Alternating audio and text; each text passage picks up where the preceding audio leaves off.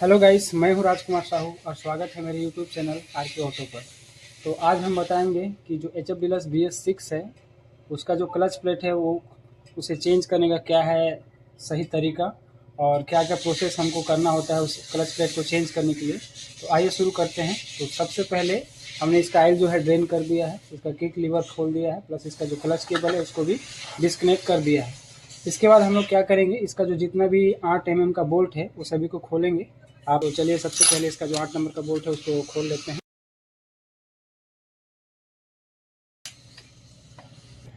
जैसा कि आप देख सकते हैं इसके सारे बोल्ट को हमने अलग कर दिए हैं। इसके बाद इसको खोलने के लिए इसका जो ये लीवर दिया गया है इसको हल्का सा आप इस तरह से उठाएंगे तो क्लच कवर जो है बाहर हल्का सा आ जाएगा। उसके बाद खोलने के लिए जो है आसानी हो जाएगी इस तरीके से।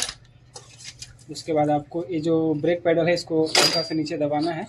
उसके बाद इसको जो है इस तरीके से आपको बाहर कर लेना है। इसका देख सकते हैं इसका जो पैकिंग है वो फट चुका है। उसके बाद इसमें जो डिलक्स बी एस फोर है उससे सिर्फ एक चीज़ डिफरेंस है दोस्तों मेरे हिसाब से, वो है इसका जो बैलेंसर है, इसका जो साइज़ है। पहले के डिलक्स में हल्का बड़ा साइज वजनी देता था, अभी ये छोटा कर दिया है। बाकी लगभग सब कुछ सेम ही है। इसके बाद हम इसका जो चारों स्क्रू है इसको खोलेंगे, उसके बाद इसको खोलेंगे। तो सबसे पहले इसका जो स्क्रू है उसको खोल लेते हैं।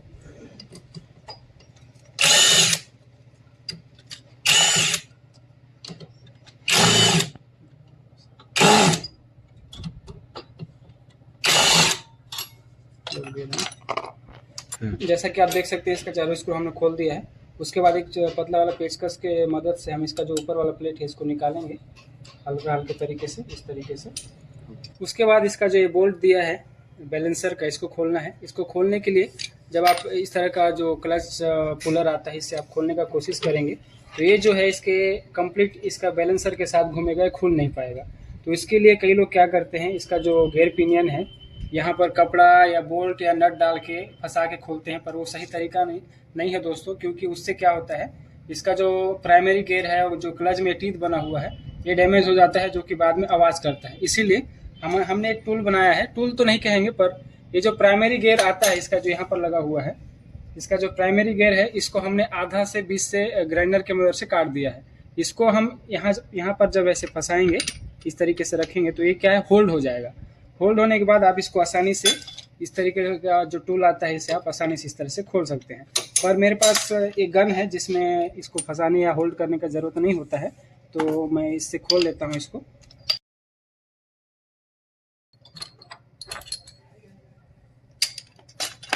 ये खोल चुका है। इसके बाद हम खोलेंगे इसका जो ये प्लेट बना हुआ है जिसमें ऑयल होल्ड करने के लिए रहता है। इसका प्लेट का जो 8 mm का बोल्ट है इसको खोलेंगे। इसको खोलने के लिए फिर से मैं इस गन का इस्तेमाल करूँगा और इस तरीके से खोल लूँगा।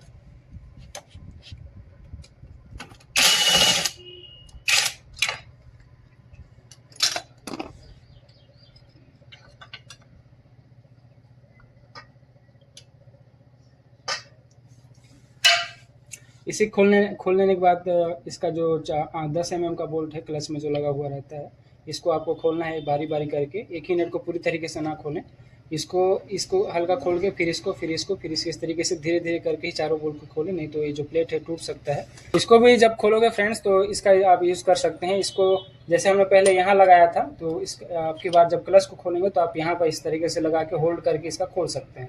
तो अगर आपके पास गन है तो आपको इसको ज़रूरत नहीं पड़ेगा।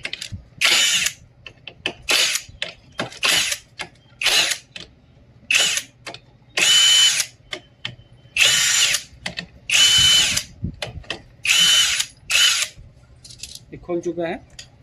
इसके बाद इसका चारों स्प्रिंग हम निकाल देंगे बाहर। उसके बाद इसका जो ये नट दिया है क्लच का इसको खोलना है। इसको खोलने के लिए भी एक पुलर आता है फ्रेंड्स, मैं आपको दिखा देना चाहूँगा। जब इस नट को आप खोलोगे तो आपको फिर से वही समस्या होगा कि पूरा असेंबली के साथ घूमेगा और इसमें जो है आपका ये वाला टूल भी काम नहीं आएगा। तो इसके लिए स्पेशल एक टूल आता है ये वाला, इसको आपको इस तरीके से आपको फंसा लेना है, होल्ड कर लेना है। उसके बाद इसके मदद से आप जो है इसको खोल सकते हैं। तो मैं तो खैर मैं गन से खोलूँगा, इसमें होल्ड करने का ज़रूरत नहीं पड़ता है। अच्छा।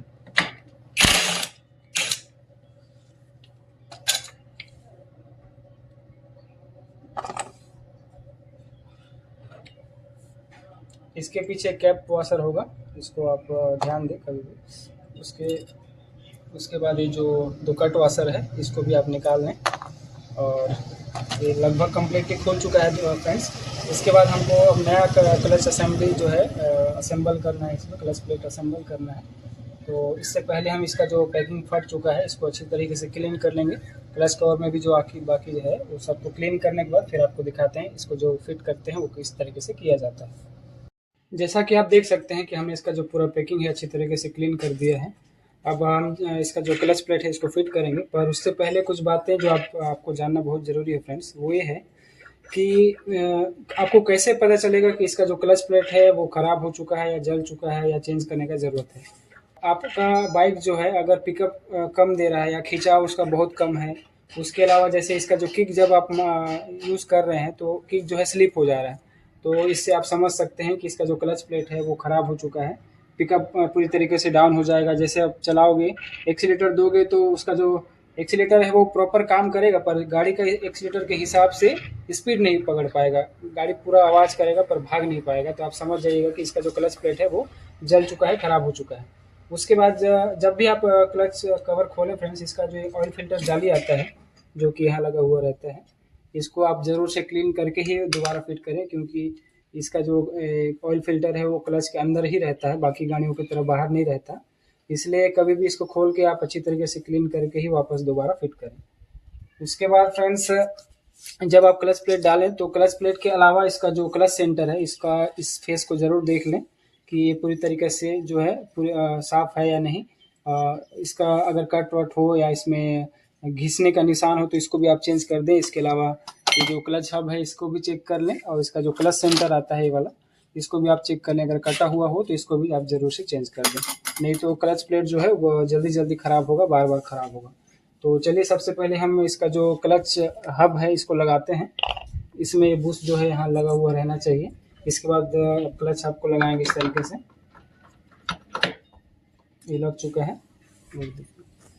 क्लच हब को लगाने के बाद ये जो कट वाशर है इसको आप लगाएंगे इस तरीके से। इसके बाद 2 जो कट वाशर आते हैं इस तरीके का, इसको आप लगाएंगे, आप कैसे भी लगा सकते हैं, लगाएंगे। और कमेंट में आप ज़रूर बताएं फ्रेंड्स कि आप कौन सा बाइक राइड करते हैं, कौन सा बाइक आपके पास है, उससे जुड़ी कोई भी जानकारी आपको चाहिए तो आप ज़रूर कमेंट करें, मैं रिप्लाई देने का पूरा कोशिश करूँगा। इस तरीके से आप कट वाशर को डालेंगे। कैप वाशर इसको आप ऐसे लगाएंगे, बस ये लग चुका है। इसके बाद हम डालेंगे इसका क्लच प्लेट, पहले हल्का से इसमें ऑयलिंग कर लेंगे इस तरीके से, फिर हम एक क्लच प्लेट डालेंगे, उसके बाद फिर से ऑयलिंग करेंगे, और उसके बाद एक क्लच जो प्रेशर प्लेट आता है इसको डालेंगे। इसके बाद सेम प्रोसेस हम रिपीट करेंगे जब तक कि चारों क्लच प्लेट लग ना जाए। तो मैं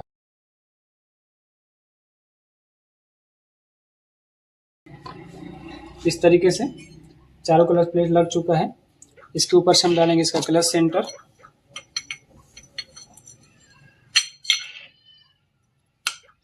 इस तरीके से। अब इसको हम जो है इसका क्लच हब में लगाएंगे। लगाने से पहले ये जो 3 क्लच प्लेट है वो एक लाइन में होंगी, और जो चौथा क्लच प्लेट है ये दोनों के बीच में होगा इस तरीके से, और आप इसको ऐसे पकड़ के इसका क्लच हब में आराम से लगा सकते हैं। हल्का हल्का इसको घुमाएंगे फ्रेंड्स, ये लग जाएगा। आपको ज़बरदस्ती या जोर ज़बरदस्ती करने की ज़रूरत नहीं है, इस तरीके से आप घुमाएंगे तो ये ज़रूर से लग जाएगा अपनी जगह पे। देख सकते हैं लग चुका है। लगने के बाद इसको आपको इस तरीके से घुमा के चेक कर लेना है फ्रेंड्स कि घूम रहा है कि नहीं। ये पूरा ये जो क्लच हब है ये खाली हब घूमना चाहिए, ना कि इसका जो क्लच सेंटर पूरा हाउसिंग है वो नहीं घूमना चाहिए फ्रेंड्स। इस तरीके से आप घुमा के देख लें। उसके अलावा इसमें जो प्ले है ये प्ले रहना चाहिए, ये प्ले को भी ज़रूर चेक कर लें। उसके बाद आप इसका जो नट है उसको लगा सकते हैं। लगाने से पहले इसका जो वाशर है इस सकते हैं कि आउटसाइड लिखा हुआ है, तो जो बैंड वाला हिस्सा है वो बाहर की तरफ रहेगा, और इसको इस तरीके से आप लगा दें। उसके बाद इसका जो नट जो आपने खोला था इसको इस तरीके से जो है फिट कर सकते हैं।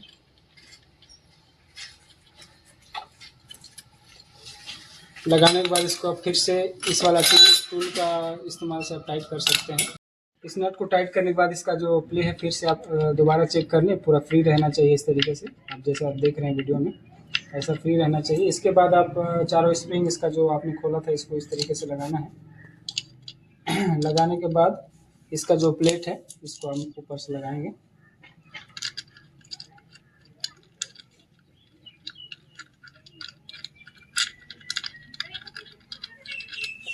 लगाने के बाद जिस तरीके से आपने खोला था फ्रेंड्स, एक एक नट को उसी तरह से वापस टाइट करना है।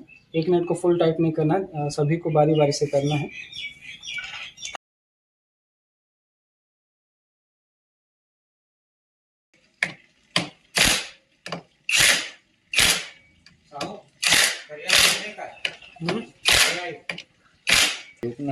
हाँ, उसके बाद इसका जो प्लेट है इसको हम लगाएंगे इसके नीचे, क्लच हाउसिंग के नीचे।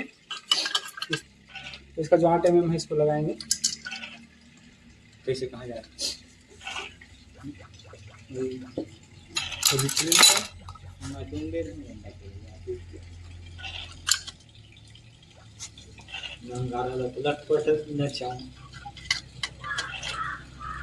अच्छा वीडियो कागज कभी सारी गई थे पता ही नहीं।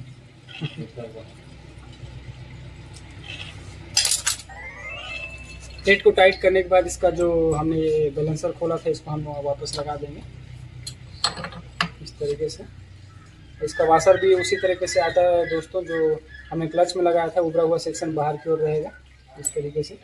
और इसका ये वाला बोल्ट, इस बोल्ट में कभी भी छेनी हथौड़ा का इस्तेमाल ना करें फ्रेंड्स, कभी भी इसका जो स्पेशल टूल आता है उसे से ही खोलें।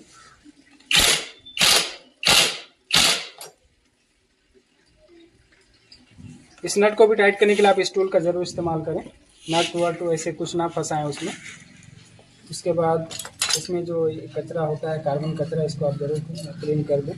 ये जो कचरा है फ्रेंड्स ये क्लच प्लेट का ही है, प्लस ऑयल का भी है ये। इसको साफ करके ही जो है इसका प्लेट को लगाएं।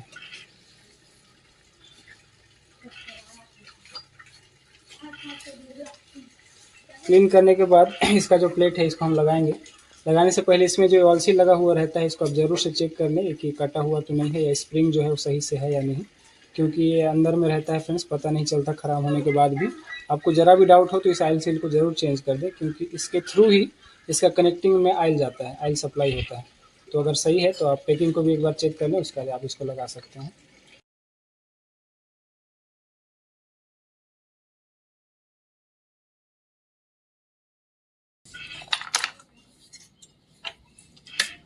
जैसा कि आप देख सकते हैं ये लग चुका है। इसके बाद इसका काम जो है कंप्लीट हो चुका है, क्लच प्लेट लग चुका है आप देख। और इसी तरीके का और भी वीडियो चाहिए होगा तो आप ज़रूर से मेरे चैनल को फॉलो कर लें। इसके बाद लगाएंगे फ्रेंड्स इसका जो पैकिंग आता है उसको। और पैकिंग में ये जो है BS6 का है फ्रेंड्स, अपना स्प्लेंडर BS6 का या डिलक्स, ये दोनों सेम ही लगता है। और अगर आपके पास BS6 के नाम से इसका क्लच कवर पैकिंग ना हो तो इसका जो पुराना मॉडल का क्लच कवर पैकिंग आता है उसको भी आप लगा सकते हैं। बस आपको करना क्या होगा, इसका जो ये चौड़ा वाला सेक्शन है ये वाला, इसको यहाँ से इस तरीके से आप कटिंग कर दें, कटिंग करके आप लगा सकते हैं। बाकी सब कुछ सेम रहता है, बस इसका चौड़ा जो है BS6 में थोड़ा कम आता है। तो आप इसका भी जो है अगर आपके पास ना हो तो इस्तेमाल कर सकते हैं। तो फिलहाल मेरे पास है स्प्लेंडर BS6 के नाम से, जो कि डिलक्स में भी लग जाता है, पैशन प्रो में भी या पैशन प्लस में भी, BS6 में।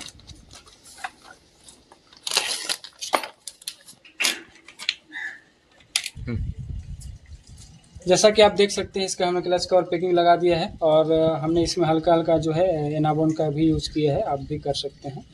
तो इस पैकिंग को लगाने के बाद, इस क्लच कवर को लगाने से पहले इसमें जो ये लिफ्टर बूस आता है फ्रेंड्स, इसको आप ज़रूर से चेक कर लें, उसके बाद ही इसका क्लच कवर को लगाएं।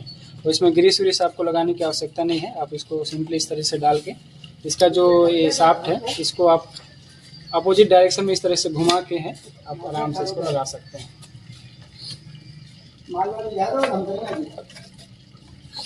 इस तरीके से आप इसको हल्का हल्का इधर से राइट साइड में टैप करेंगे अपने हाथ से, तो अपनी जगह पे लग जाएगा। ये लग चुका है फ्रेंड्स। इसके बाद हम इसका सारे बोल्ट जो हमने 8 mm का खोला था उसको लगा देंगे वापस से इस तरीके से। अगर आपने पूरे वीडियो को बिना स्किप किए देखा होगा तो बधाई हो, आप क्लच पैड लगाना सीख चुके हैं। इसी तरीके से ही आप डिलक्स में, स्प्लेंडर में, ओल्ड मॉडल या न्यू मॉडल या BS6 हो, आप किसी में भी इसी तरीके से आप लगा सकते हैं, आपको कोई भी दिक्कत नहीं होगा। लगा के से इसके सारे बोल्ट को हम टाइट कर देंगे अच्छी तरीके से।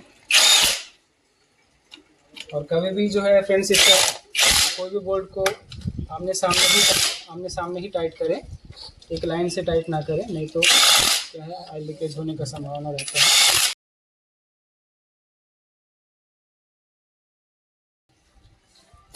ये हो चुका है, इसमें अब आप ऑयल डालेंगे और इसको आप चालू कर सकते हैं। बस वॉचिंग। इसमें ऑयल डालेंगे और ये कंप्लीट हो जाएगा। इसी तरीके का और भी वीडियो देखने के लिए आप ज़रूर से मेरे चैनल को सब्सक्राइब करें। Thank you so much for watching till the end.